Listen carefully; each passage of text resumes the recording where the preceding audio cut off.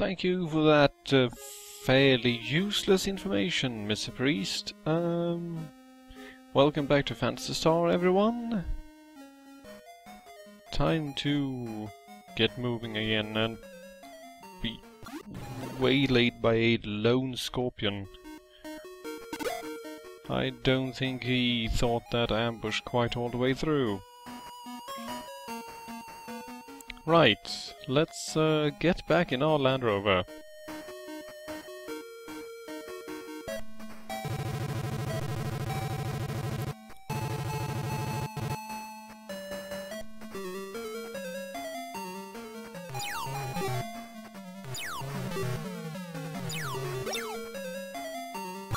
It is around here I remember that I didn't actually heal up Alice or Meow.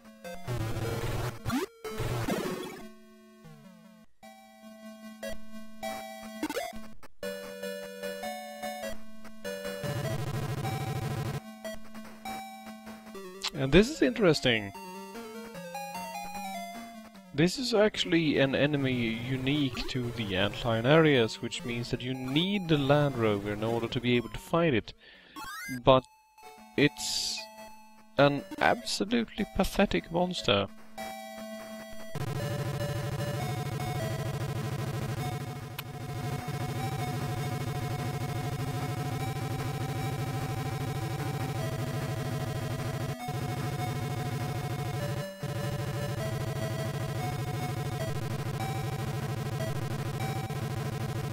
Somehow my random driving manages to get me exactly where I want to go.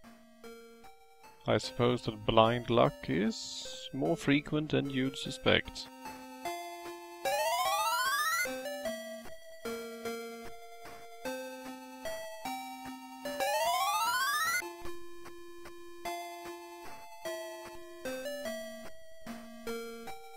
There we go, everyone back in tip-top shape. So, let's get on our beautiful spaceship and head back to Palma. Because we have it on pretty good authority that there is a hovercraft available in the town of Botevo.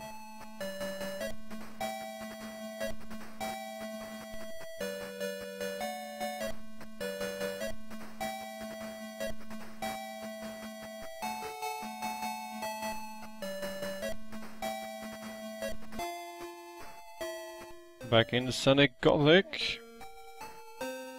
This guy is still here to annoy us endlessly.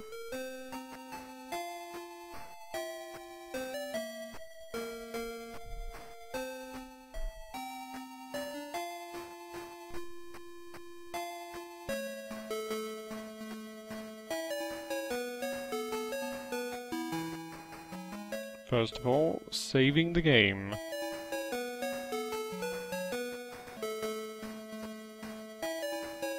And then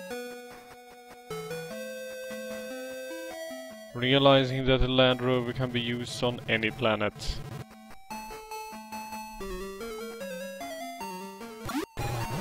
Get out of my way, spider.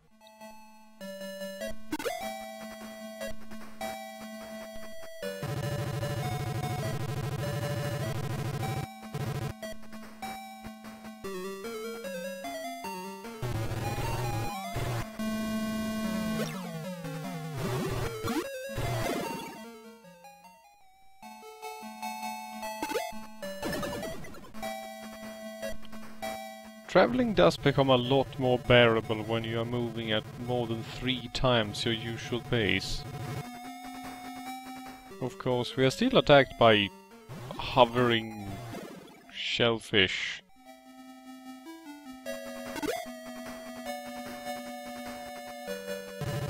No comment.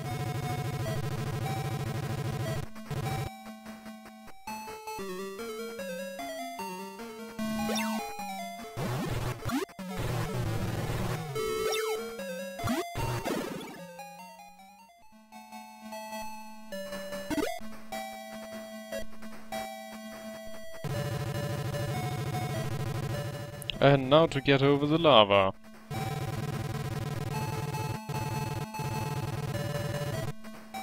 Because apparently being in a Land Rover does nothing to protect your feet. Right, let's begin our search in the very first building, and oh, here is the hovercraft. And Hapsby fixes it up in literally 1 second. Right there I was almost a bit disappointed, because I was expecting, well, more. I didn't have to buy any new polymetal, I didn't have to search through all the buildings, no. I just walked right in there, and in the very first building, just by the entrance, is a free hovercraft. When I've only 10 minutes earlier had spent 40 minutes grinding up the money to be able to afford a Land Rover.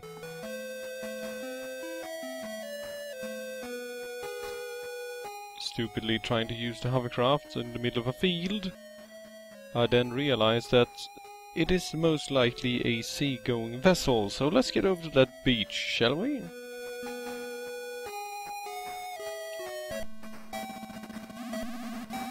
Whee! Say hello to our second new vehicle in 2 episodes, the hovercraft. The hovercraft is the vehicle that will help us navigate any seas, lakes and rivers that get in our path. What this means for the planet of Palma is that we basically have access to the entire planet.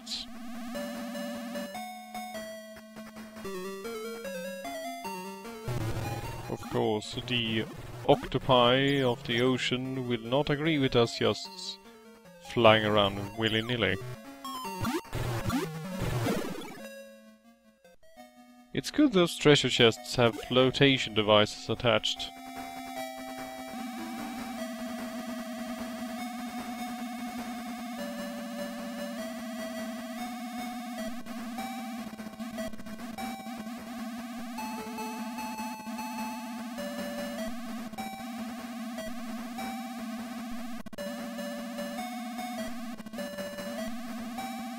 I decided to explore this little island because I always found it strange that there were rocks surrounding literally the entire coastline.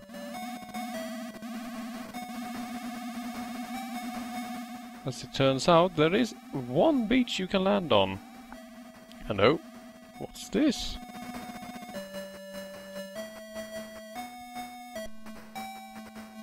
A mysterious island with a mysterious ziggurat-like object. Well, nothing to do but save the game and get right in there.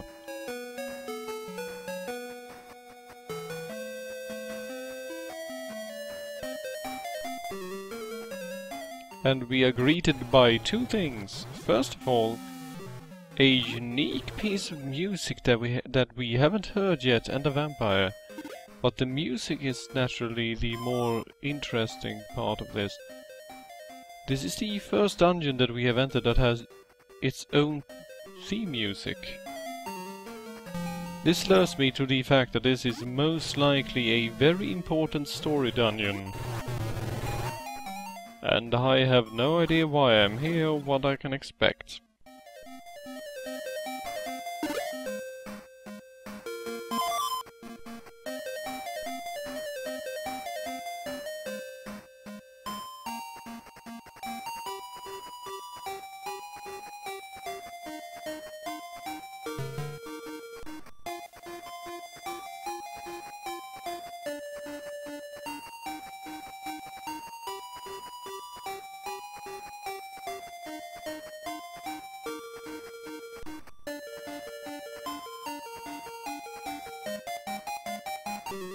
The reason I'm being so quiet is to let you actually listen to the music, because in my opinion, given the sound chip available on the Master System, this is quite an impressively composed little tune.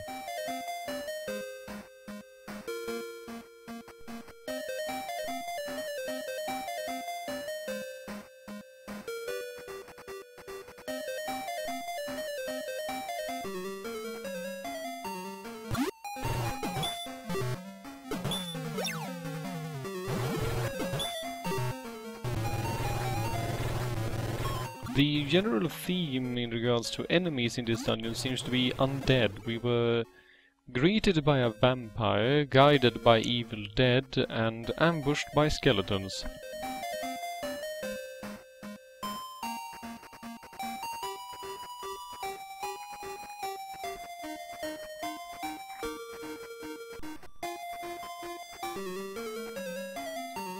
And then accosted by ghouls.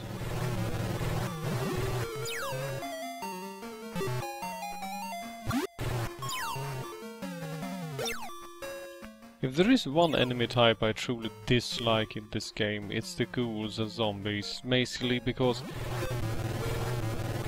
well, they are incredibly annoying to fight. Their attack animations are way too long for the damage they cause, they have way too many hit points for the rewards they give, and despite all this general slowness, they apparently still block you from retreat more often than not.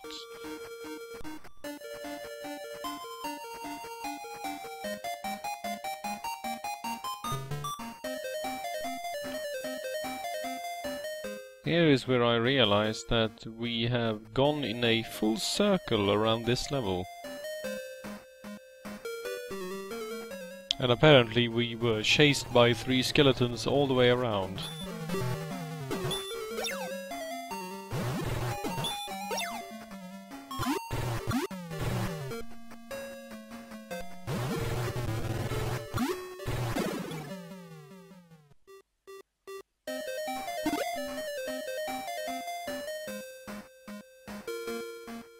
So, let's start trying these doors, shall we?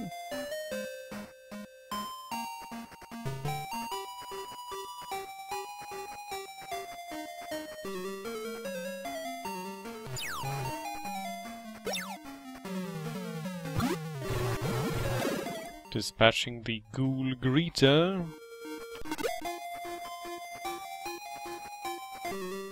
Only to be greeted by 2 more of his friends. Have I mentioned how much I dislike ghouls? I think I have.